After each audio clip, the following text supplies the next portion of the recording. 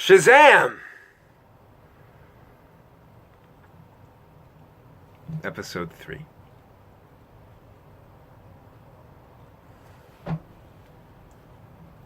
Sorry for the blanket behind. It doesn't look too good. But it's better than what else was behind. So, Billy, he sat at the feet of Shazzam. Last we checked in, Billy had gone into a coma, and he time traveled back to the Egyptian pyramids 3,762 years before the Christ's tiny feet set down upon the physical plane of Earth. There, Billy's training began. Billy sat at the feet of Shazzam as he was on his throne in the holy lair he built in the center of his near-infinite heart. Billy had never known such a presence. From his feet to his eyes, at once calm and ready to pounce. Head like a rooster, eyes like diamonds. His voice is what Billy remembers most, like the sound of many rivers, and then one little brook, and then a torrent of hurricanes, and then a one tiny cricket calling out into the endless night. The primary message Shazzam sought to convey to Billy that day is that he is Billy. Billy is Shazzam.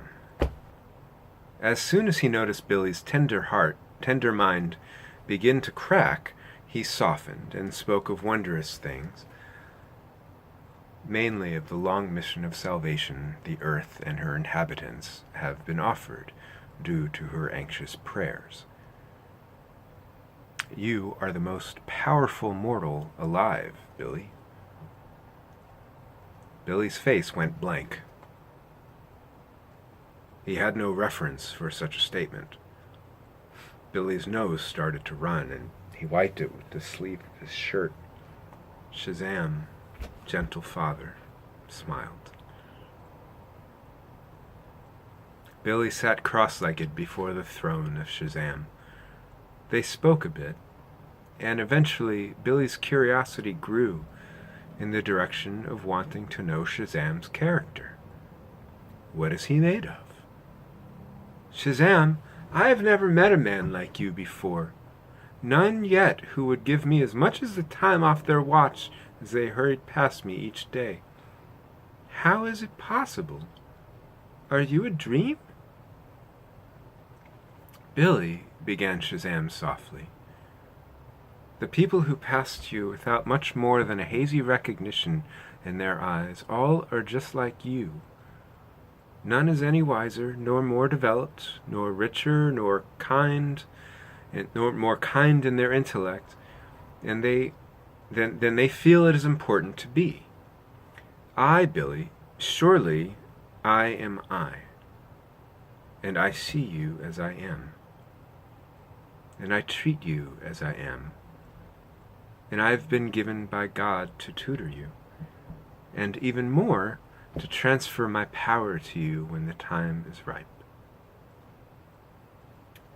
You see, I am declining where I am, here, and as I head for wider spheres where my heart will soon expand, I leave the power I have built in this sphere as a flag, a record, a living word. I hope it will be left to be given still in and through you, Billy. Billy sat motionless, frozen at what Shazzam had said. Shazzam stressed not to worry. If you feel fear, the time is not ripe, and there is much learning to be done. Hearing that, Billy relaxed, and went back to enjoying the gift of Shazzam's attention. His aura, this strange world that Billy as yet somehow felt complete and at home in, even from the first second of his receiving awareness of himself there. Billy pressed him. "If other men are not any more than me, then what are you that you seem so much more?" Shazzam sat patiently as Billy asked this question. Shazzam became quite interested, as this question of Billy's seemed to be the only one he had. It must be important, thought Shazzam. What is the difference between himself, Shazzam, and the people who have come and gone from Billy's life? There is no comparison, really, laughed Shazzam to himself. Shazzam is aware that his knowledge and power are always only the leading edge of his knowledge and power. He has power as long as his knowledge is ever seeking.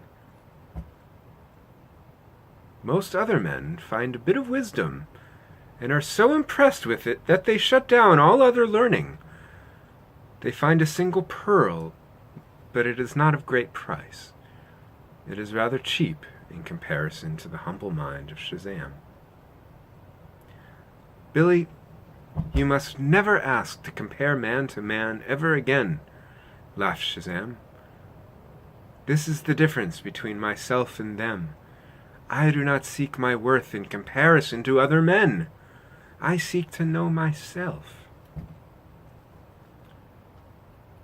Billy was brought to a powerful stillness inside of himself then.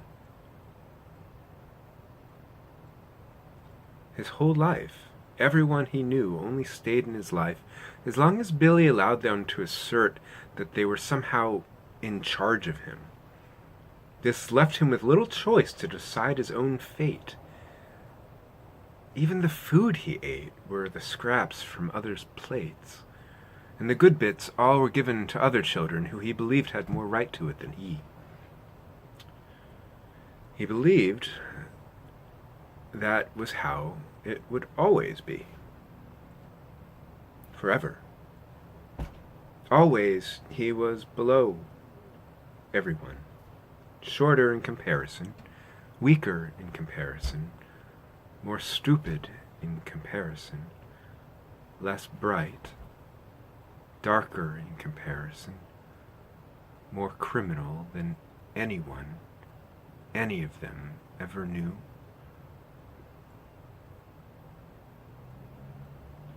And he lied for his survival's sake, taking upon others' shadows so as to appear darker himself.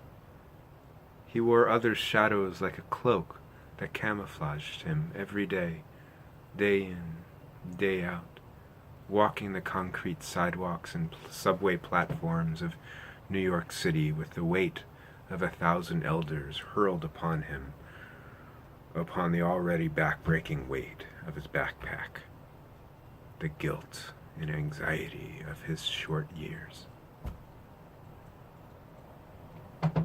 Thank you.